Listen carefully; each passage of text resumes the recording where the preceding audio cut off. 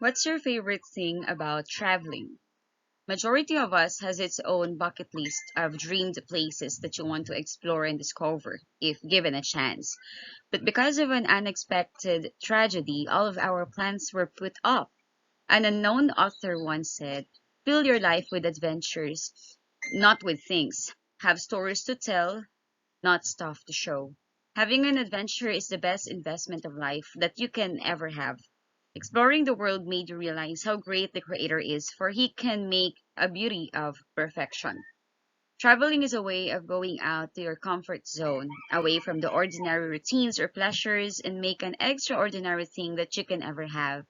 But nothing can change the fact that there's no place like home. As a creative FCPCN, students should employ creative writing techniques drawn from nonfiction stories such as characterization, setting, descriptive detail, concreteness, dialogue, flashbacks, juxtaposition, metaphor, voice, tone, formality, and informality. Alternate narrative summary and scene as that will summarize the artistry of creative nonfiction. At the end of our lesson for today, you are expected to analyze elements, structure, and style in writing a travelogue.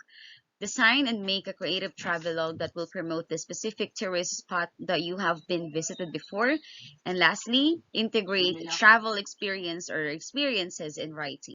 As I mentioned a while back, today we are going to talk about travelogue.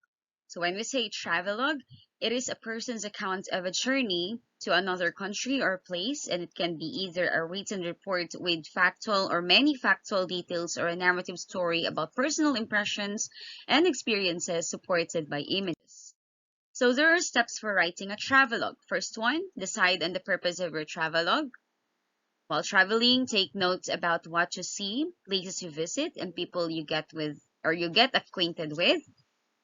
Take as many pictures as possible because those pictures will support the experience that you would like to share in your travelogue.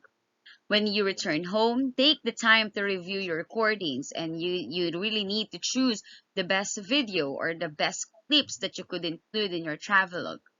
Create an outline of your travelogue, and lastly, after you've completed the outline, write the full travelogue. So it seems like you are still exhibiting the common ways on how we do develop certain writing. So still there is a need for an outline, and still you need to gather data. You still need to gather photos, and of course you need to construct your experiences accordingly. So there are common topics that you could write.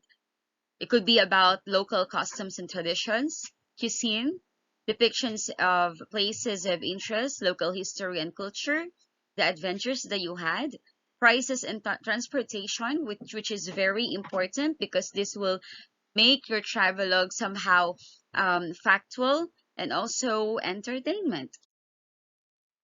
So how will we start writing a good dialogue? First, start with a compelling lead. Develop your story thematically or chronologically, but keep it moving. And with a lesson, a discovery, or a personal transformation.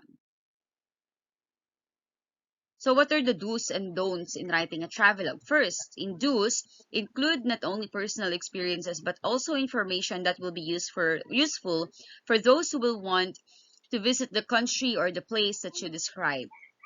Try to convey the atmosphere of the place you visited. Provide historical and cultural background about the places that you've been to. Do it immediately after you return home while your impressions are fresh and you can recall events clearly. And of course, we can add some humor in our writing. And after that, we need to proofread and edit our travelogue. So what are the don'ts or the things that you should not do?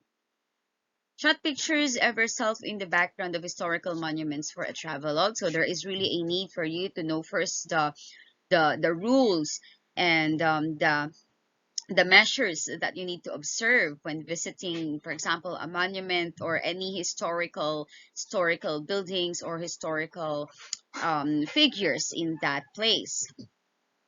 Repeat or retell the information that is usually typed in various tourist guidebooks. Use stock photos or other photos that can be found on the internet. So you are not entitled to use pictures which you did not take. Indulge in the judgment of other countries' customs and traditions, and don't mock aspects of that country that are unusual or weird to you. Wait long to write your travelogue. So these are the common mistakes when writing a travelogue. First one, focusing only on factual information. Though it is important, a lack of emotions may turn your story in a boring log. Being excessively enthusiastic about describing your feelings and thoughts. Relying only on memories when writing a travelogue. So that's the reason why there is a need for us to take notes, to take pictures, to take videos in order for us not to be overwhelmed when we are trying to recall the experience itself. Being too critical or too in awe in the place that you visited. So that will be all, and thank you.